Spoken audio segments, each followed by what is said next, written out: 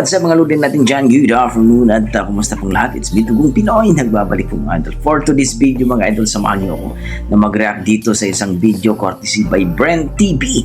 5K na po siya mga idol. Kaya please supportahan po natin ang kanyang YouTube channel dito sa kanyang video na pinamagatang birthday bisita. Wow! Bandang Lapis, Bucharest.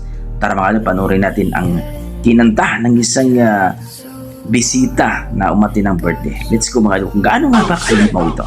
Tara!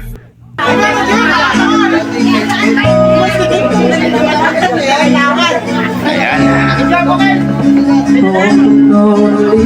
Birthday session.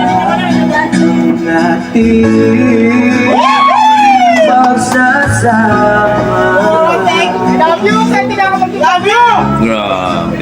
Parang wala nasisira ng lakas. Galing. Bakit pa Mukhang nag-brown out ata. na ito Ang galing, ha?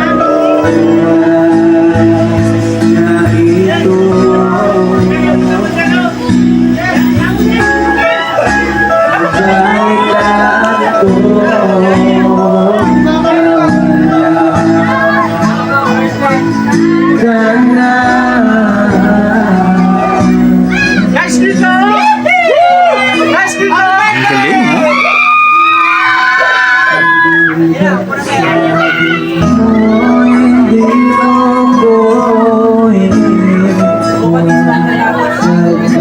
nagkapiyata ko'y mag-isa.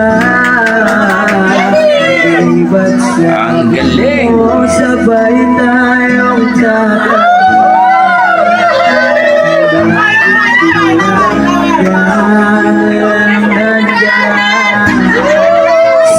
kabilang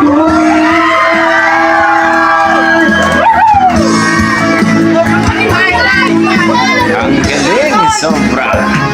Birthday pero ang lupit kinanta. Mukhang pangano na no? Alam niyo na. ano na lahat, ano na ako.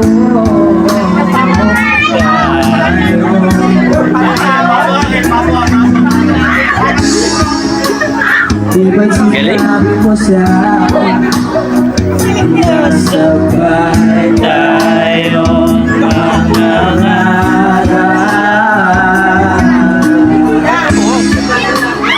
Bakit Nalo ang boses. hindi alam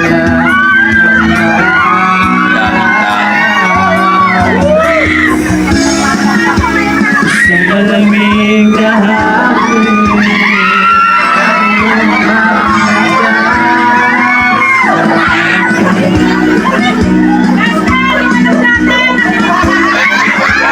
Parang sa bayuating na